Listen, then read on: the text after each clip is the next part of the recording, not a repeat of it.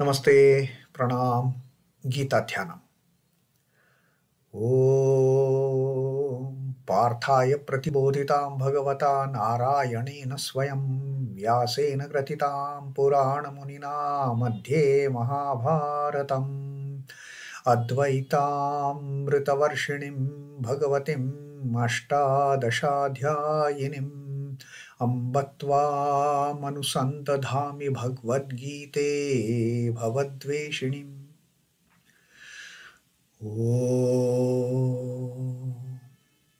O Bhagavad Gita, with which Lord Narayana himself gave enlightenment to Partha.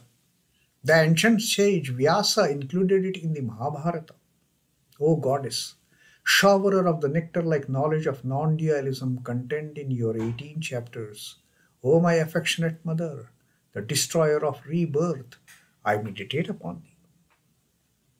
Krishna Vandana. Vasudevasutam devam kansachanuramardanam devaki paramanandam Krishnam vande jagadgurum.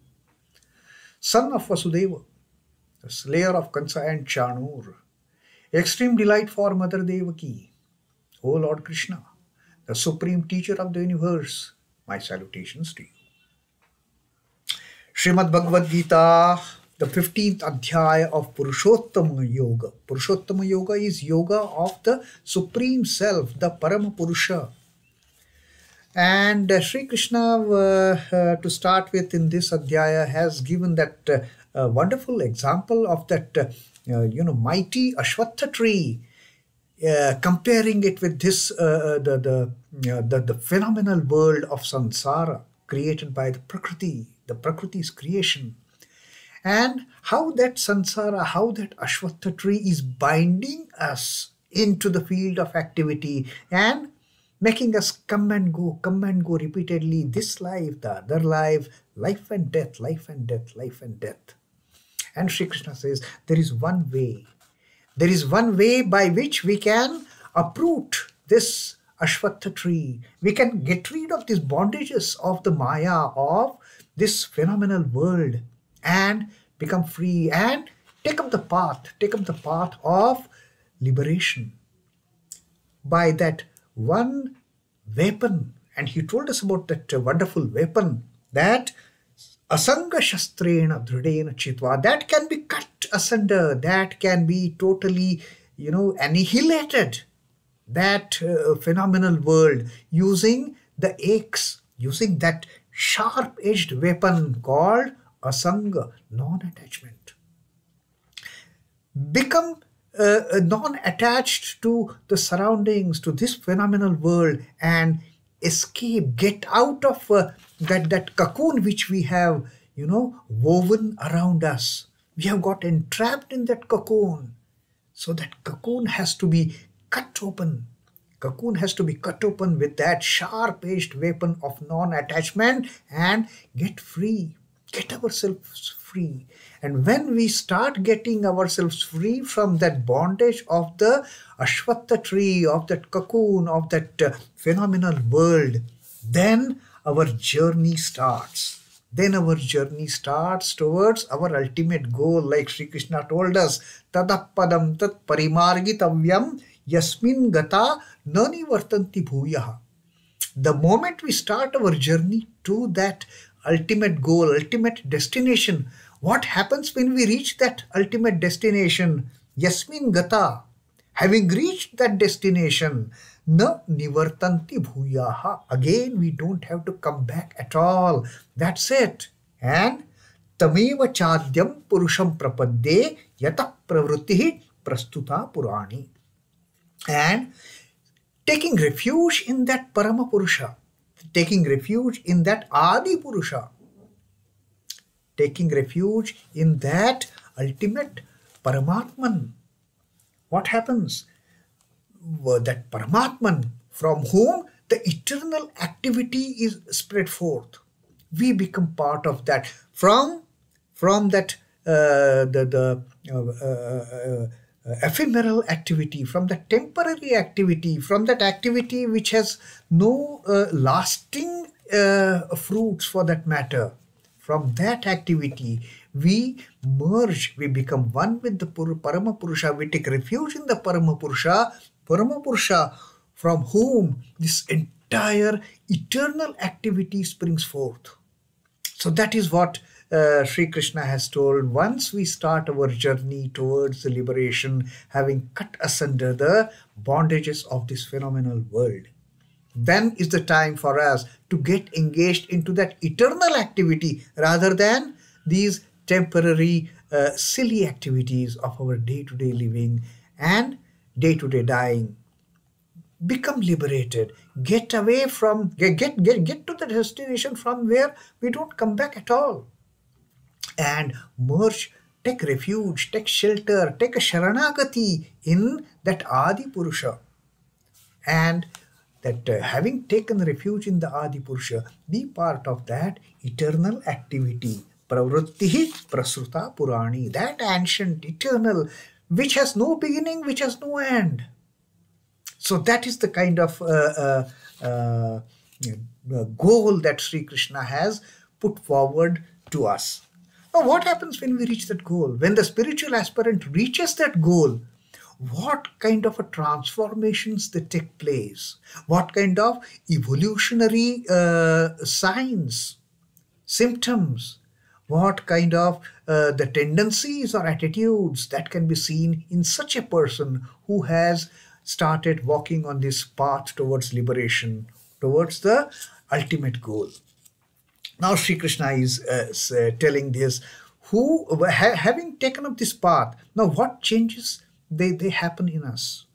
What changes they happen in the spiritual aspirants that lead to their mukti, that lead to their liberation, that lead to their nirvana? Now Sri Krishna is telling, you start walking this path and this is what will happen to you.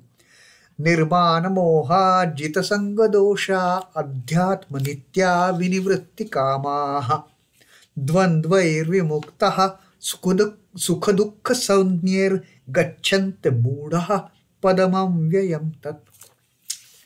Once we start this journey, once we start this journey of no return, this one-way journey from the phenomenal to the ultimate reality. Once we start this journey from this phenomenal to the sublime, this is what happens in the spiritual aspirants. Nirvana moha. Nirvana moha, free from illusion and pride. Mana and moha. Nihi manaha moha. Mana is pride, arrogance, high-headedness. Free from pride and moha, delusion. These are the fruits we start picking up when we start our journey towards that final destination. Our ego is vanished. There is no pride, there is no ego, there is no arrogance, there is no high-headedness. It is a simple, humble child of the mother. That's what we become. And we get so much clarity. There is no delusion. We never get into that stage of temptation. What is real? What is unreal? Let me run after these minuscule pleasures, the bodily pleasures, the worldly pleasures. That doesn't happen. Then our idea is very clear. We are out of delusion. I know what is real and I'm going after real. That is what happens when we cut asunder our dependence on those delusions. So, nirmana moha, nihi manaha moha. No pride, no delusion. Jitasanga dosha.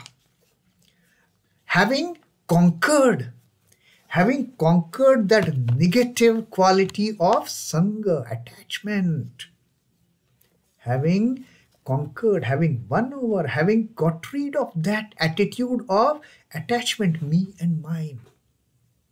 That is what happens when the spiritual aspirant advances on this journey towards the final destination. So, nirmana mohaha, jitasanga doshaha, adhyatma nityaha. Adhyatma nitya is ever steadfast in the thought of the self. in the thought of the indweller, in the thought of the great principle which is unending. Adhyatma nityaha vinivritti kamaha. Vinivritta kamaha is desires are completely turned away. Kamaha is desire. Vinivritti. Vinivritta. Totally done away with all the desires. Totally done away with all those passions. I want this, I want this, I want this. And when you have this, I want to possess this, I want to, that desire of acquiring the material objects and desire of maintaining, keeping hold of the objects possessed. That desire is totally gone now. Vinivritti kamaha. That is what the biggest change that comes up in the spiritual aspirants. Then dvandvaihi muktaha, the freedom from the pairs of opposites. Freedom from the pairs of opposites. And what are the pairs of opposites like? Sukha dukkha saunyehi.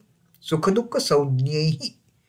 The pairs of opposites designated as the happiness and unhappiness. Sukha dukkha, the joy and sorrow, the pleasure and pain. That is what happens when we start walking on this path towards the final destination.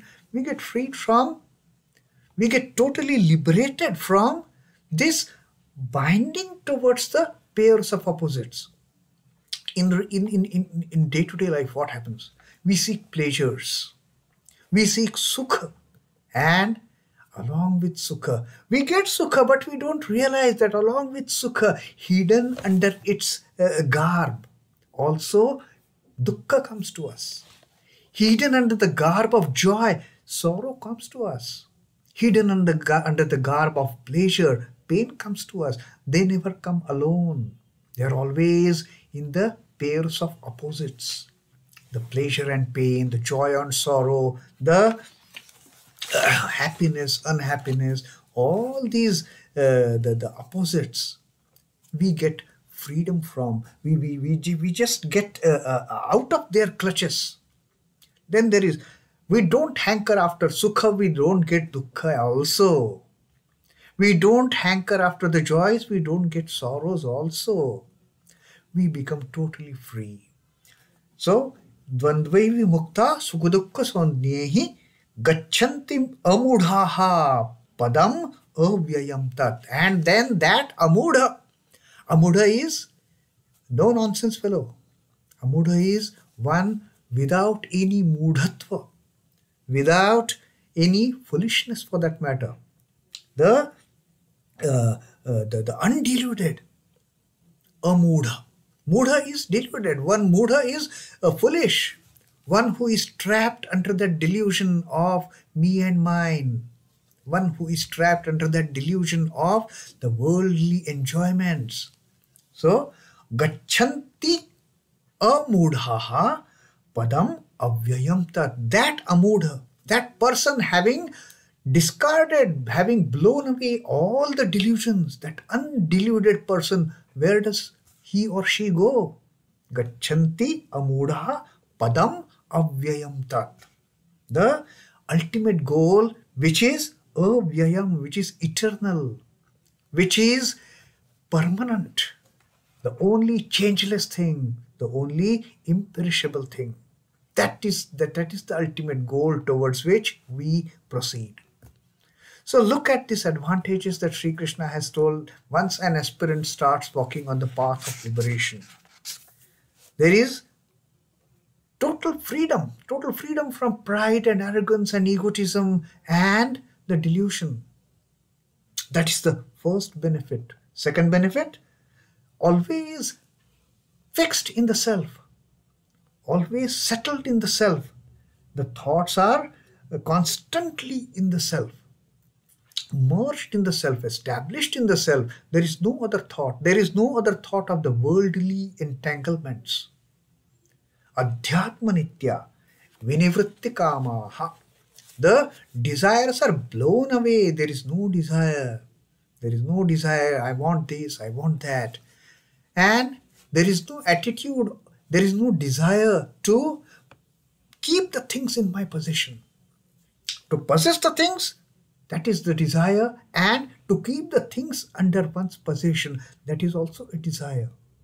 So those desires are blown away, those desires are culminated all together. Vin nivritti kamaha. Then Dvandva Vimukta. That person is free from all the pairs of opposites.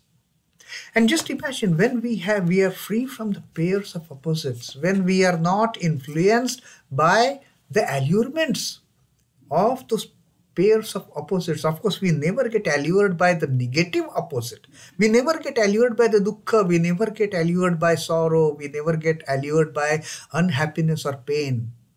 Our all allurement is towards the pleasure, the joy, the happiness. And along with that also comes to us. They never come alone. So we get freed from that hankering after pleasure and getting pain along with it. We get freed from chasing the joys and also meeting up with the sorrows. We give up our tendency to run after pleasures and getting pain also in return. We are free from that. We are free from these pairs of opposites, dvandvairvi muktaha, sukha dukkha saunir, which are known as the pairs of opposites are known as, they can be quoted as the sukha and dukkha. Free from that. No sukha, no dukkha. If I don't go after sukha, I won't get dukkha at all. And gachanti amudha, that amudha, that undiluted aspirant, that undiluted aspirant with total clarity of the goal, total understanding of the ultimate reality, that amudha, that undiluted aspirant, it goes, what is the ultimate? Ultimate is padam avyayam tat, that imperishable goal, that imperishable destination, that it is not temporary. And Sri Krishna like said that you don't come back having gone there. That is the permanent place. That is the ultimate abode. That is the final resting place for all of us. So this is what happens, Sri Krishna says, free from pride and delusion, the evil of attachment conquered, ever dwelling in the self, their desires being completely eliminated and liberated from the pairs of opposites known as pleasure and pain. The undiluted reach the goal eternal. Undiluted reach the final destination of becoming one with the Adi Purusha, becoming one with the Parama Purusha. Ridding the mind of all impurities and fixing it on the Atman. These are the twofold intents on which sadhaka engages himself or herself. That is what sadhakas do. Their entire intent is to get established in the self, getting rid of all these, the ephemeral, the phenomenal things of the world. The mind becomes all powerful as it gains its purity. Because of its purity, it gains access to the Atman, and that's how Adhyatma Nitya, one can comfortably settle oneself, establish oneself in the thinking on the Atma, in focusing on the Atma. The greatest and the holiest of its achievement lies in getting fixed in the Atman. And that is what we are all striving for. That is what we all are struggling for. And man becomes God through his benign act of the mind. Man becomes one. Man reaches that ultimate destination. And ultimate destination is becoming one with the Parama Purusha. So this is what Sri Krishna says. As you start walking, this is these are all the fruits that we keep on picking when we are treading the path towards liberation. We become free from arrogance, we become free from egotism, we become free from pride, and we become free from delusion. We are crystal clear. We start settling our attention on the self. And we are freed from all the desires. We are freed from all the dualities, all the pairs of opposites. And having thus consolidated our base, having thus ultimately realized who we are, we start our run towards the final destination of the supreme goal of the Paramapurusha.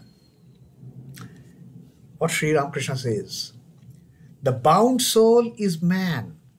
Till the time we are bound by this egotism, by this pride, by this delusion, that bound soul is man. That we are again coming, going and coming back, going and coming back. This is what happens with all the beings, whether man or animal or any other being. Till the moment we are bound, till the moment we are bound by our attitudes of me and mine, till the time we are bound by desires, till the time we are bound after hankering after the pleasure and getting pain in return, by till the time we are influenced by the pairs of opposites, the bound soul is man. The freed soul is Ishvara. The moment we are free from all these, the moment we are freed from all these attributes which are pulling us down and binding us, the moment we are free, we are God.